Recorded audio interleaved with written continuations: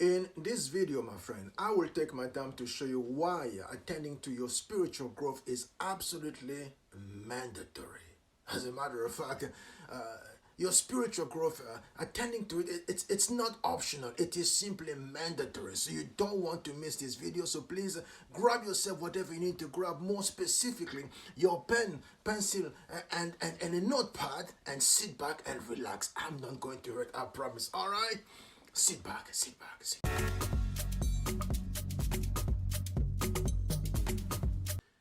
Welcome to Mountain of Inspiration. My name is Dimitri. I am the gentleman who is simply on fire about seeing you gel propel to your next level or dimension as far as your journey to health, wealth, or spirituality is concerned. Alright, I am based in this country known as Canada, more specific in the city known as Toronto. So if you're ever looking for me, now you know how and where to find me. Alright, without further ado, let's get right into it. As I'm going to, in the book of John, there's one particular verse I love very much. I believe it's the first verse of John chapter 3.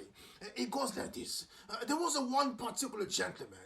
It was a Pharisee. That's the number one clue. The number two clue is he was a member of the ruling council. So you can two clues that absolutely phenomenal. So number one is a Pharisee, and number two, he was a member of the ruling clue or the ruling council or the ruling class, the ruling people who basically preside over the affairs of quote unquote religious affair of the community. So this one gentleman, he said to himself, I've seen around the town that there was one particular gentleman who was speaking on a different level when it comes to a spiritual matter. So let me go to him, knock on his door so we can actually have a face-to-face meeting so I can ask him a few questions, because as far as I can see, I've come to realize, of course, that we are just a physical, spiritual being having a physical experience. So therefore, anything that speaks to spiritual matters, when you encounter someone who's on different level, you need to go to them and just ask them questions about the levels and dimension of consciousness so you can actually find a way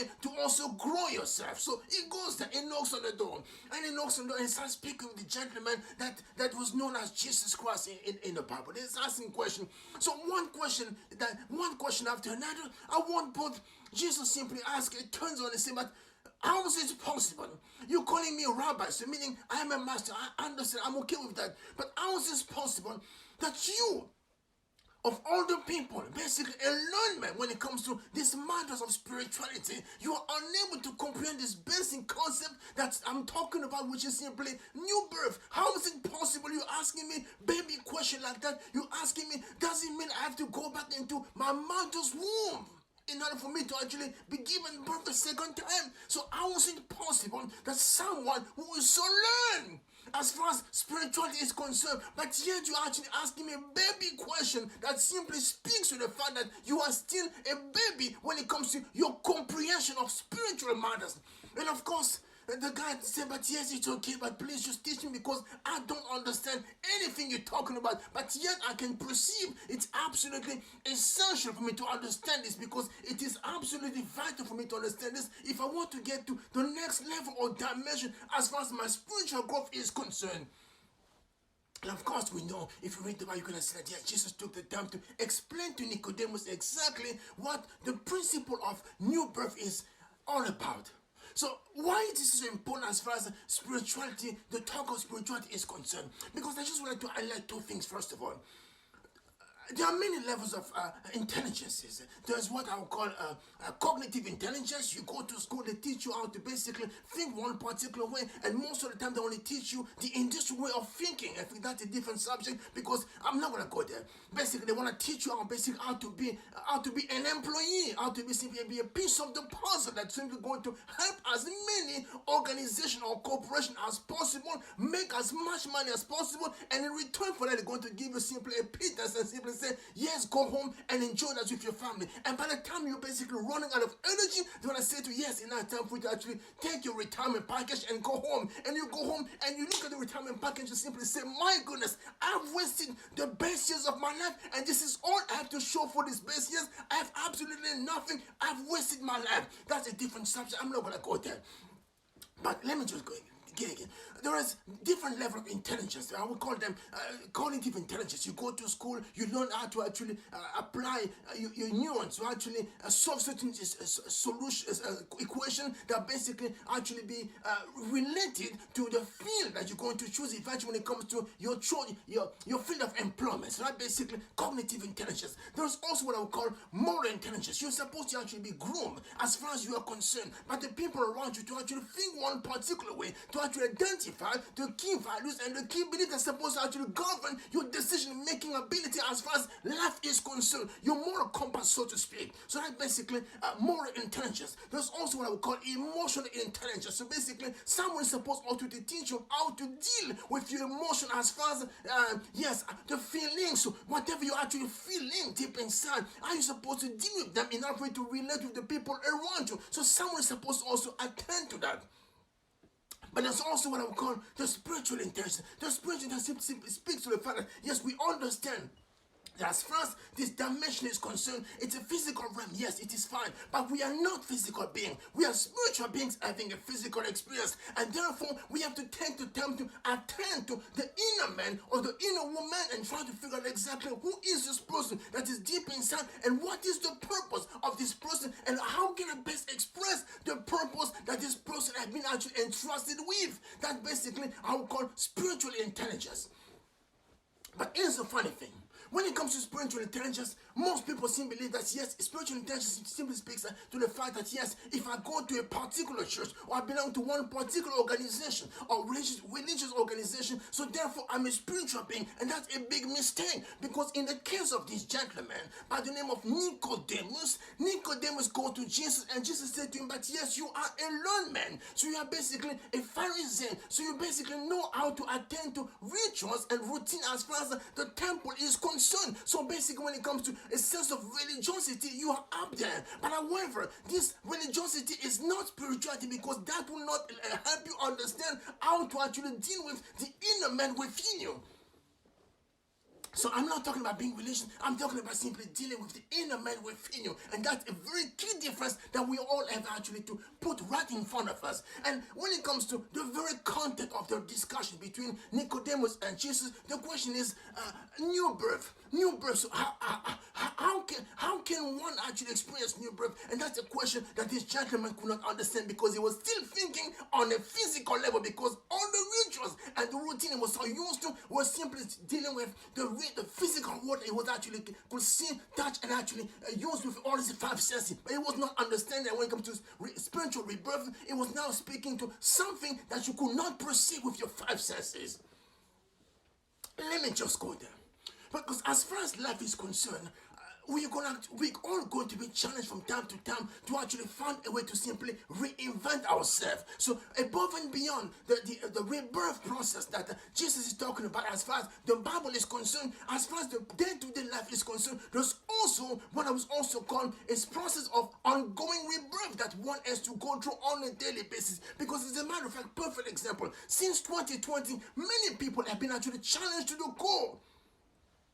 As far as the livelihood is concerned, as far as the personhood is concerned, whatever they used to actually identify with as far as who they are is concerned has been actually taken away from them. So now they've been forced, compelled now to actually try to figure out exactly how to redefine themselves, to recalibrate the thoughts and feelings, to recalibrate who they are deep inside, and now to actually give a new meaning or to go through the process of logotherapy as far as their own life is concerned. So this is now I will call also the ongoing spiritual rebirth that one has to go through.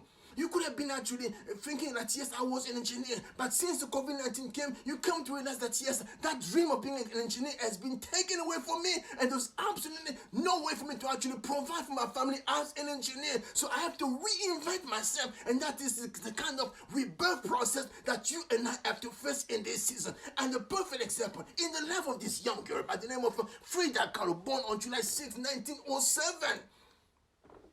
In in this country known as Mexico, she herself had to understand very quickly and intuitively that life is about an ongoing process of rebirth. Why? Because at the age of 6, basically 1912, she came to realize, yes, unfortunately for me, the dream I had to actually go socialize with my friends at school has been taken away from me, because now I'm suffering from this thing called polio, and polio is causing my right leg to be shorter than the left leg. So therefore, I can't go to school, because when I go to school, my friends actually make fun of me, they actually bully me, and I'm not able to keep up with all the activity at school. So therefore, I have to go home. So she has to go and spend time and try to recalibrate herself, to reinvent herself in order for her to actually be able to be sent back to school again. Eventually, she gained enough strength and confidence through her father to go back to school. That's for the first rebirth process. She goes to school between 1920 and 1925. And unfortunately for 1925, something crazy happened. September 16, 1925, that tragedy basically left her impaled after the accident between the bus that she was riding in and the streetcar, because she was impaled when the handrail went to a pelvic area. And after that, basically, her life was basically completely shattered. The dream that she had of becoming a doctor was completely taken away from her. So she had to go back again, go back to bed and try to figure out exactly how to go through another process of actually rebirthing herself as far as she is concerned. Thank God she was able to actually attend to that and actually come out on top and become this magnificent person that gave us this body of work that everyone now celebrates, because she actually understood that she was called to be a painter. She reinvented herself for a painter and gave her this tapestry that is absolutely outstanding as far as her legacy is concerned. But why am I talking about this as far as you and I are concerned? Because in this season, as far as your goals are concerned, one thing you have to actually take the time to realize is that without understanding how important the spiritual aspect is as far as your journey is concerned, my friend, you're gonna come to a place where basically you're gonna feel like the whole world is against you, and the only way to push past that is gonna be if and when you take the time to start developing a sense of growing as far as your spiritual life is concerned. So whatever you have to do, my friend, please do it. But I just understand one thing: spiritual growth is not optional. It is absolutely mandatory if you want to make it all the way to the top, because you know what, at one point or the other, you are going to be challenged with your goals. You're going to be challenged with the expression of your purpose, and you're going to have to find a way to get back to yourself, to get back within and try to figure out exactly who you were exactly designed to be, and what's the best way of actually expressing that. And in this season, it is absolutely essential for you and I to come back to a place where we can use this moment during this weekend to simply take the time to attend to our inner self, our inner man, inner woman, and try to figure out exactly what is the best way to actually just be in tune with this inner man and inner woman, and what is the best way to figure out exactly what the purpose is, and to figure out more specifically the best expression we can give when it comes to the gift within. Because unless we do that, my friend, the expression of your gift is always going to be hindered by the ability to understand exactly the gift that basically was entrusted to the inner man. Because whatever you're looking for, whatever greatness you're looking for, is in the hands of the inner man, inner woman, that you have to actually come to discover as far as your spiritual growth is concerned. All right, I'm gonna stop here right now, because of course I believe that you guys are very intelligent people. I don't need to actually go too deep when it comes to certain things. This is just a seed I want to actually put out there, and I just want to thank you for taking the time to watch this video until the end. But in the meantime, let me just say one thing to you, my friend. You are once again perfection made flesh. But once again, for that perfection to become manifesting, you have to take the time to simply attend to your spiritual intelligence and make sure you're actually growing as far as everything else is concerned. All right, I'm gonna stop here right now. Thanks again for watching. Looking forward to share more with you in the days to come. Until then, take good care, and remember, once again, the best as far as you are concerned is yet to come. Have yourself a powerful weekend. Love you so much. I'm out.